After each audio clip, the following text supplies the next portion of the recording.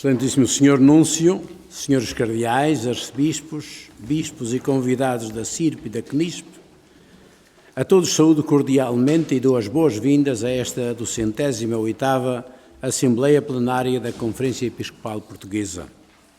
Saúdo igualmente, com muito apreço e estima, os representantes dos órgãos de comunicação que nos acompanham. Os tempos que decorreram a partir da última Assembleia Ordinária da CEP foram ricos de eventos que tiveram e continuam a ter um grande impacto nesta Conferência Episcopal, mas também na Igreja e no país e no mundo. A nível da CEP, a nomeação de novos bispos, alguns há muito esperados, enche-nos de alegria por significar um necessário esforço de atenção para com o bom decurso da vida das igrejas locais, que precisa de ser continuado nos próximos tempos, bem como o enriquecimento da Igreja em Portugal com o potenciamento do Ministério Episcopal nas dioceses. Registro com alegria fraterna para com os nomeados e para com as dioceses que são chamadas a servir e mencionando em sequência cronológica, a 19 de maio de 23 foi nomeado Bispo da Diocese de Bragança Miranda, Dom Nuno Manuel dos Santos Almeida, anteriormente Bispo Auxiliar da Diocese de Braga. A 26 de maio ocorreu a nomeação de Dom Roberto Rosmaninho Maris, natural da Arquidiocese de Braga, e Dom Joaquim Proença Dionísio, da Diocese de Lamego, como Bispos Auxiliares da Diocese do Porto. A 18 do mês de agosto, Dom Rui Manuel Sousa Valério, membro da Congregação dos Padres Monfortinos, foi nomeado Patriarca de Lisboa, continuando o seu serviço igualmente às Forças Armadas e de Segurança na qualidade de administrador apostólico. A 21 do mês de setembro foi nomeado Bispo de Setúbal, Dom Américo Manuel Alves Aguiar. Para além da alegria desta nomeação para a Igreja de Setúbal, é também motivo de grande satisfação para a Igreja em Portugal a sua nomeação como cardeal, ocorrida a 9 de junho deste mesmo ano e concretizada no solene conclave de 30 de setembro. A todos estes irmãos no Episcopado, em nome próprio da Conferência Episcopal, dirijo uma palavra de fraternas boas-vindas a este Colégio Episcopal, seja para aqueles que aqui ingressam pela primeira vez, seja para os que assumem novas funções na Igreja, ao serviço da qual todos nos encontramos. Quero dirigir igualmente uma palavra de amiga gratidão ao Sr. Cardeal Dom Manuel Macário Nascimento Clemente, agora Patriarca Emérito de Lisboa.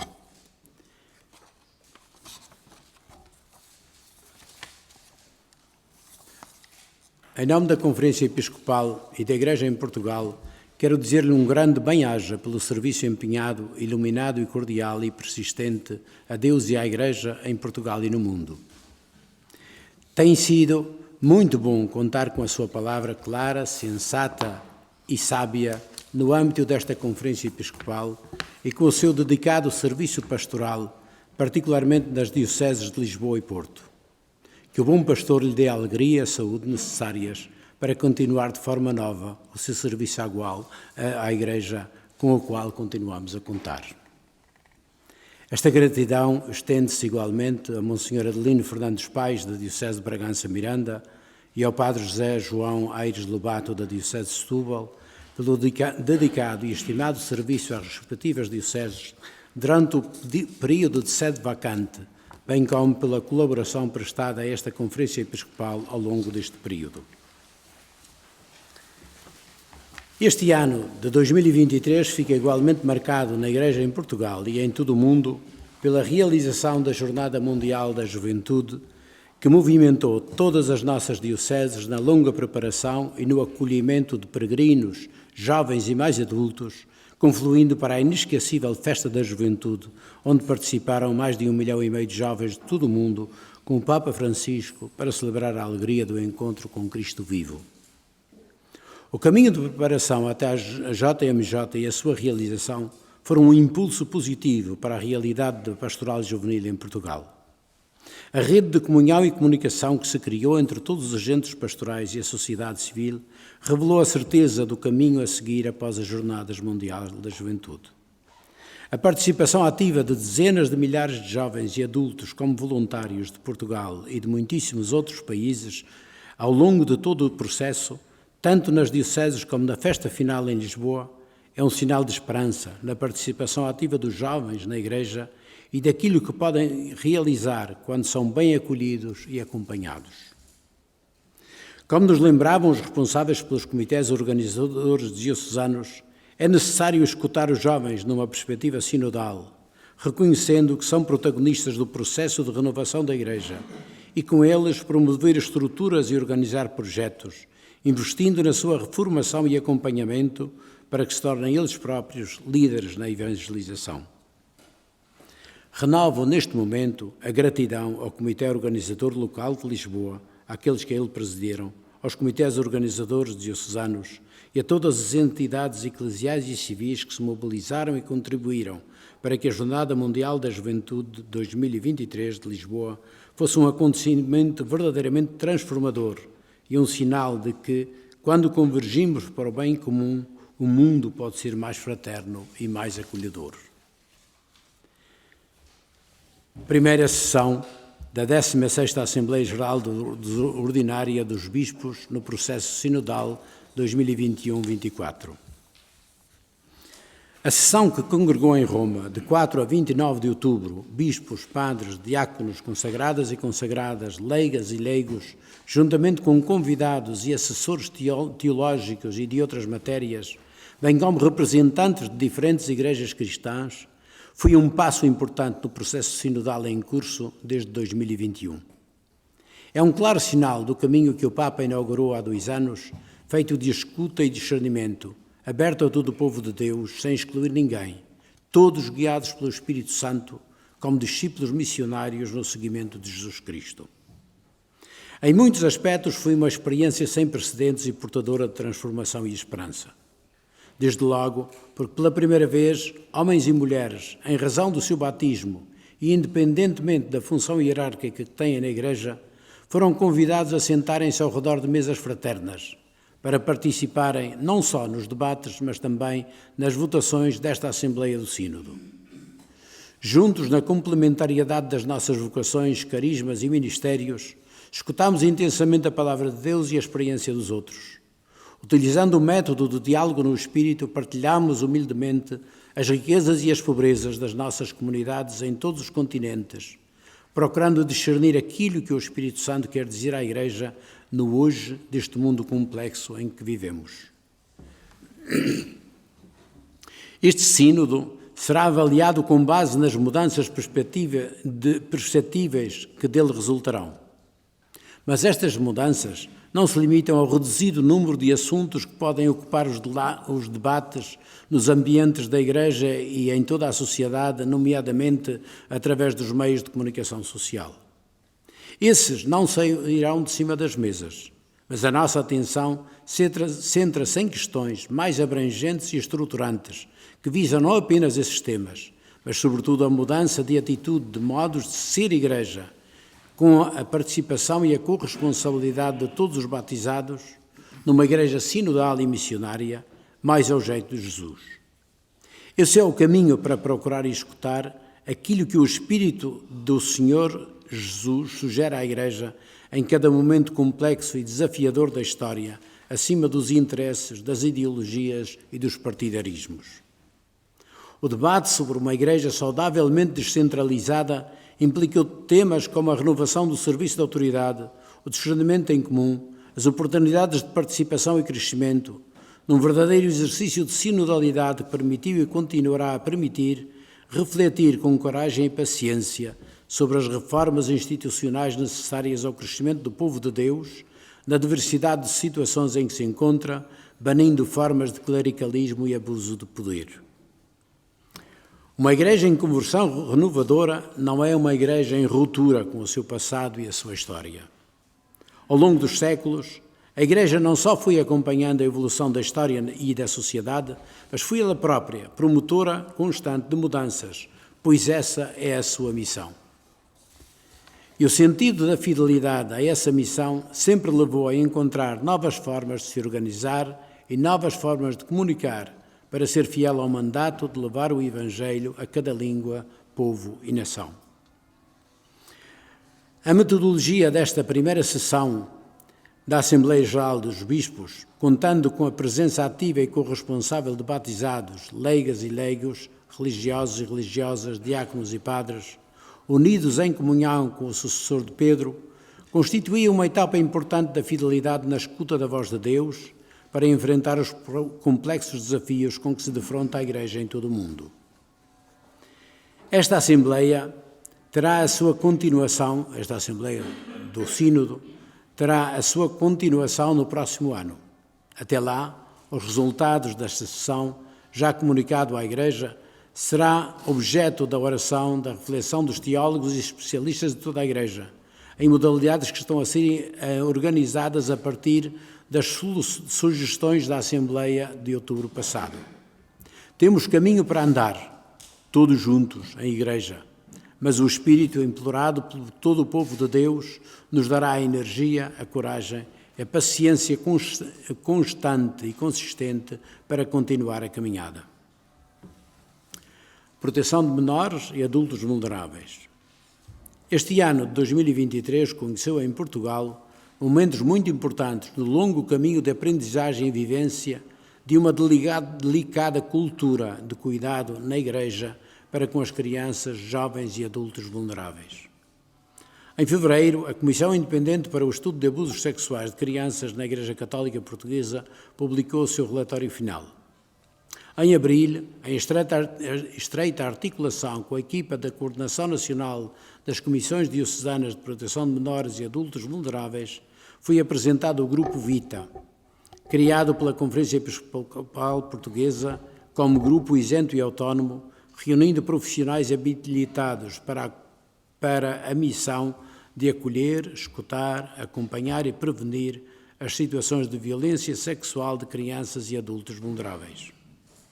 O grupo iniciou de imediato a sua ação, que se tem mostrado relevante e eficaz, com benefício direto para dezenas de pessoas que aí encontram um espaço seguro e confidencial para denúncia e um apoio importante para o difícil processo de cura reparadora. Entretanto, as comissões diocesanas, refrescadas na sua composição, amadurecem a sua atuação e encontram um apoio cada vez mais consolidado na equipa de coordenação nacional. No meio da dor profunda de enfrentar com clareza as situações de abuso, cada vez fica mais claro que a verdade liberta, que o bem das vítimas e sobreviventes é a prioridade e que é possível melhorar passo a passo no modo de agir, olhar e escutar, reparar e acompanhar. Estas convicções foram confirmadas pela presença na Assembleia Plenária Extraordinária da CEP, realizada em junho deste ano, de alguns membros do Dicastério para a Doutrina da Fé, com quem se refletiu sobre a forma de consolidar a articulação entre as dioceses portuguesas e aquele organismo da Santa Sé no âmbito do tratamento de casos de abuso sexual de menores cometidos por clérigos.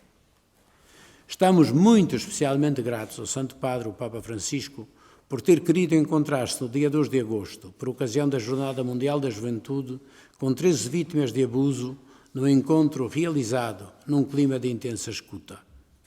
Este gesto, assim como os que já aconteceram por iniciativa de bispos da nossa Conferência Episcopal nas suas dioceses, bem como por outros para os quais manifestamos a nossa total disponibilidade, é uma luz orientadora para a Igreja, um gesto que nos impele a querer fazer mais para chegar às pessoas que passaram por esta dura experiência e ainda não têm forças ou ocasião para iniciar a cura dessas feridas.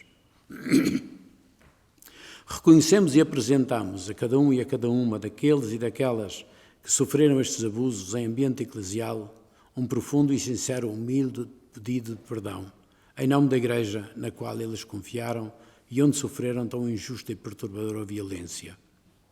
Voltamos a pedir a oração que fizemos a Deus em Fátima na Jornada Mundial da Oração pelas vítimas de abusos sexuais do poder e de consciência na Igreja.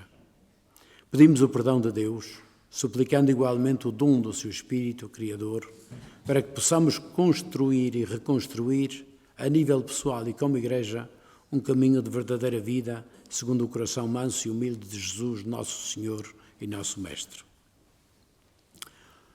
Um mundo ferido por crescentes crises e guerras.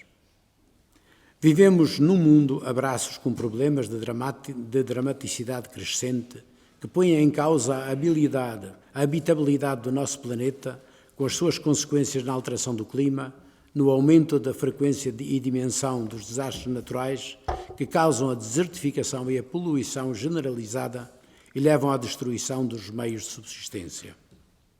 Além disso, provocam morte e pobreza em grande parte da humanidade, dando origem a migrações de desesperados através do planeta, com novas sequelas de miséria, exploração e morte. Neste contexto, toda a humanidade deveria estar preocupada para defender o seu futuro, a buscar alternativas para remediar os males já feitos e a encontrar modos que permitam defender o futuro da humanidade e desta casa comum que habitamos. Infelizmente, a proliferação de conflitos e guerras, um pouco por todo o mundo, agrava dramaticamente este quadro, destruindo sistemática e selvaticamente cidades inteiras, culturas agrícolas e bens essenciais à vida. E, como sempre, são os mais pobres que sofrem, de modo mais atroz, as consequências destes desmandos da razão, do bom senso e da noção básica da justiça e do humanismo.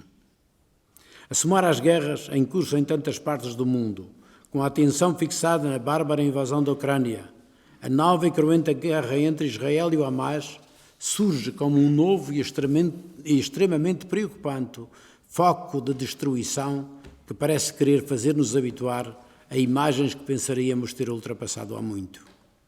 Mulheres e crianças mortas e feridas aos milhares, destruição de cidades e a interdição de acesso aos mais elementares meios de subsistência de populações inteiras. É preciso dizer que não vale tudo, nem mesmo na guerra, que não se podem usar vidas inocentes como reféns, como escudos ou como objetos de represália e de vingança. É preciso parar, antes de somar novas razões aos ódios e agravos já presentes, que só levam a maior destruição e morte. O Papa Francisco tem levantado a voz, que faz eco da maioria dos homens e mulheres desta terra, que desejam e rezam pela paz. Orar não nos torna apáticos e inoperantes, mas levam-nos a Deus e ao seu coração de Pai, que tem filhos e filhas de ambos os lados dos campos de batalha e das cidades destruídas. Partir desta sintonia com o coração de Deus não anula a dor e a revolta, mas faz perceber a loucura da guerra e abre a oportunidade de sonhar um mundo diferente. É nestas ocasiões de profundo sofrimento e violência que é preciso sonhar e acreditar na paz que sente a lógica de Jesus que proclama: bem-aventurados os promotores da paz, porque serão chamados filhos de Deus. Para além dos credos concretos de cada um, Deus chama os seus filhos e filhas. Chama seus filhos e filhas aqueles que se parecem com Ele, que têm a coragem para criar uma cultura diferente, para mover vontades, ultrapassar preconceitos e ódios e construir a paz. É desses que nasce o compromisso incondicional pela recusa da violência e pela aposta no caminho da justiça e da dignidade, que são os pressupostos da paz. Um país em busca de soluções para problemas estruturais e de futuro. As guerras aparentemente distantes não podem fazer esquecer os dramas do nosso país, de quem vive ao pé da nossa porta. As famílias que acordam sem saber como alimentar os filhos ou pagar a renda e aquelas que nem sequer têm o teto para descansar. Os doentes que veem distantes os cuidados médicos essenciais. Os adolescentes e jovens que com frequência não conseguem o necessário acompanhamento nos percursos escolares. E os jovens formados que emigram para encontrar perspectivas de uma vida mais digna. Contrariamente ao tempo da pandemia, que deu lugar a uma atitude marcada pela busca de fraternidade, solidariedade e justiça, a crise ou as crises atuais mostra que, infelizmente, cresceu o fosso entre ricos e pobres. Cresceu o isolamento de quem não pode fazer face ao custo dos serviços essenciais à saúde e à dignidade humana. Ficou na sombra quem é incapaz de recomeçar, de refazer vidas derrubadas pelo escalar das rendas de casa ou o aumento dos preços dos bens essenciais. Tudo isto fez crescer exponencialmente a conflitualidade social. Para agravar a situação, quando pairava uma expectativa vacilante de eventuais acordos, mesmo que limitados em setores fundamentais como o da saúde e da educação e outros, a crise surgida nos últimos dias no seio do Governo veio trazer novos e sérios elementos de incerteza e preocupação quanto ao futuro de todos, com a possibilidade de agravamento de muitas situações. Neste cenário, cresce a frustração e a revolta, especialmente entre os mais vulneráveis, como também a desilusão e a apatia desmobilizadora, campo fértil para manipulações e messianismos populistas que minam os fundamentos de uma autêntica democracia. Mas o panorama é difícil e exige bom senso e boa vontade de todos. Já estão fixadas eleições para os próximos meses. É necessário o apuramento de responsabilidades, mas é sobretudo uma ocasião para discutir os verdadeiros problemas do país e afinar políticas de recuperação e melhoria, especialmente para os que mais estão a sofrer com estas sucessivas crises.